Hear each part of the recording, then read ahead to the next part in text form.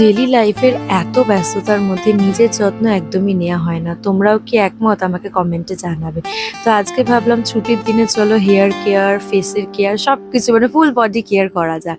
তো সেটাই শেয়ার করবো। পায়ের অবস্থা ভীষণ বাজে, ট্যান পড়ে গেছে, অর্ধেক নেল পলিশ উঠে গেছে। তো কিছুদিন আগেই আমি সুইস বিউটি নেল পলিশ রিমুভারটা কিনেছিলাম। তো সেটা দিয়ে ভালোভাবে নেল পলিশগুলো তুলে দিলাম। এবার নখগুলো হাতের একটু বাড়িয়েছি, দেখতে হেবি সুন্দর লাগছে। তো সেগুলোকে একটু নিজের মতন করে শেপ দিয়ে দিলাম। পুজোর আগে জুডিও থেকে আমি অনেকগুলো নেল পলিশ কিনেছিলাম, সেখান থেকে এই নেল পলিশটা পরে নিলাম চকলেট কালারের। তার উপর একটু গ্লিটার দিয়ে দিলাম, বেশ শাইনি শাইনি ভালো লাগছে। এবার পালা পায়ের আরেকটু যত্ন নেওয়া, যে ট্যান পড়েছে তো বাড়িতেই ছোট করে পেডিকিওর করে নিলাম। বডি ওয়াশ দিয়ে গরম জলে পাটা ডুবিয়ে রাখলাম, তারপর ভালোভাবে ক্লিন করে নিয়ে একটু স্ক্রাব করে নিয়েছিলাম, সেটা দেখানো হয়নি স্ক্রাব করা। আশা করছি এখনই তোমরা ডিফারেন্স বুঝতে পারছো পাটা কতটা ক্লিন হয়ে গেছে। তারপর যে কোনো একটা ময়শ্চারাইজার লাগিয়ে নিয়ে পাটাকে ময়শ্চারাইজ করে দিয়েছি, আর নেল পলিশ পরার পর একদমই পাটা অন্যরকম লাগছে, পরিষ্কার। তারপর এখানে চলে এসেছি আমি শাওয়ার নিতে।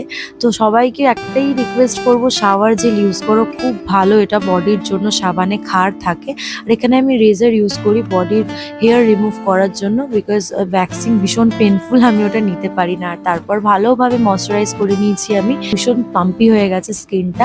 শুধু বাইরে থেকে যত্ন নিলেই হবে না, ভেতর থেকেও যত্ন নিতে হবে। তো তার জন্য আমি এখানে খাই হচ্ছে বিটরুট, গাজর আর কি বেদানার রস মা করে দেয়, সপ্তাহে একদিন খাই, সেটা ভেতর থেকে খুব ভালোভাবে গ্লো আনে ফেসে, হেয়ারে।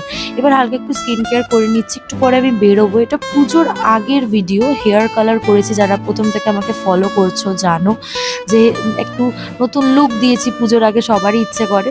তো হেয়ার কালার করতে যাব, তার সাথে একটু ফেসিয়ালও করব। তো এখানে জাস্ট হালকা পাতলা স্কিন কেয়ার করে নিচ্ছি, টোনার, ময়শ্চারাইজার, আর এখানে আমি ইউজ করে নিচ্ছি ডট অ্যান্ড ক্লিয়ার সানস্ক্রিন, যেটা ভীষণ ইম্পর্টেন্ট। সানস্ক্রিন ছাড়া বেরোনো একদম উচিত না। এখানে আমি জামাটা পরে নিয়েছি। এই জামাটা আমি মিশো থেকে কিনেছিলাম 2 বছর আগে পুজোতে। কিরকম লাগছে জানিও, অনেকদিন পর বের করলাম। আর এখানে কিছু খেয়ে তো বেরোতে হবে, প্রথমে ভাবছিলাম খেয়ে যাব না, তারপর মা বললো না অল্প একটু খেয়ে যেতে।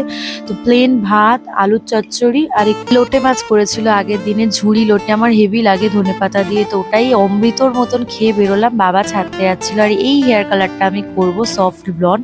আমি আগের বছরও হেয়ার কালার করেছিলাম, কিন্তু ওটা বাড়িতেই করেছিলাম, কোনো স্পেশালিস্ট বা কোনো পার্লারে গিয়ে করিনি। প্রত্যেকবার আমি স্ট্রিক্সের হেয়ার কালারই প্রেফার করি। এই যে দেখো কালার অলমোস্ট চলে এসেছে, ছোটো ছোটো করে ক্লিপ নিয়েছি, 2বার অ্যাপ্লাই করা হয়েছে। এবার পুরো ক্লিন করা হয়ে গেছে, চলে গেছে, সেট করে দেবে। তারপর কালারটা এত পছন্দ হয়েছে আমার, মানে আমি জানি না তোমরা ফেসবুকে দেখছো না ইউটিউবে দেখছো, যেখান থেকেই দেখছো, আমি আমার ডেসক্রিপশন বক্সে যে যার কাছ থেকে আমি করেছি